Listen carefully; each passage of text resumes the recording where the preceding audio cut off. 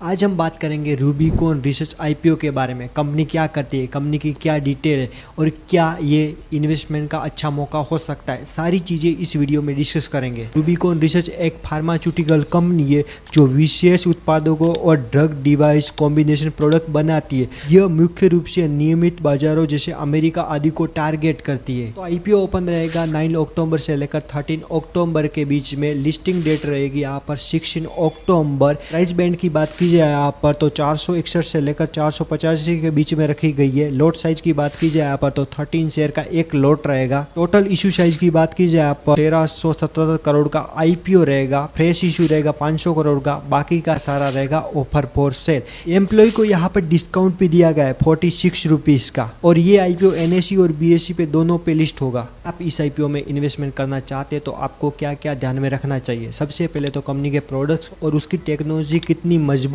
है, और सबसे बड़ी बात की कंपनी का पिछले वर्षों का रेवेन्यू एबिटा कैसा रहा है। उस कंपनी के लिए खतरे भी है। फार्मा उद्योग में नियामक बदल सकते हैं, प्रतिस्पर्धा, विदेशी बाजारों के नियम आदि, ये चीजें इम्पैक्ट डाल सकती है। तो अब बात करते हैं कंपनी के फाइनेंशियल के बारे में यहाँ पर। तो एसेट इनके लगातार ही बढ़ रहे हैं। टोटल इनकम की बात की जाए यहाँ पर तो वो भी लगातार ग्रो हो रही है। प्रॉफिट आफ्टर टैक्स की बात की जाए यहाँ पर तो पहले ये नेगेटिव में थे लेकिन अभी ये पॉजिटिव में है, एक अच्छी बात है। एबिटा की बात की जाए तो एबिटा भी बढ़ रहा है, नेटवर्क भी लगातार ग्रो हो रही है, रिजर्व एंड सरप्लस भी यहाँ पर लगातार बढ़ रहे हैं। टोटल बोरोइंग यहाँ पर 500 करोड़ तक पहुंच गई, लेकिन हमें यहाँ पर डेट टू इक्विटी रेशियो देखना पड़ेगा। अब चलते की परफॉर्मेंस इंडिकेटर के ऊपर यहाँ पर तो आरओसी निकल के आता है यहाँ पर 29%, आरओसी निकल के आता है 26%। डेट टू इक्विटी रेशियो की बात कीजिए यहाँ पर तो 0.7 है। रिटर्न ऑन नेटवर्थ यहाँ पर 29% है। पेट मार्जिन यहाँ पर 10% है। एबिटा मार्जिन यहाँ पर 20% है। ये थी यहाँ पर रूबिकॉन रिसर्च आईपीओ की पूरी इन्फॉर्मेशन। क्या आप इस आईपीओ में अप्लाई करने वाले हैं कि नहीं, मुझे कमेंट में जरूर बताएं। और हाँ,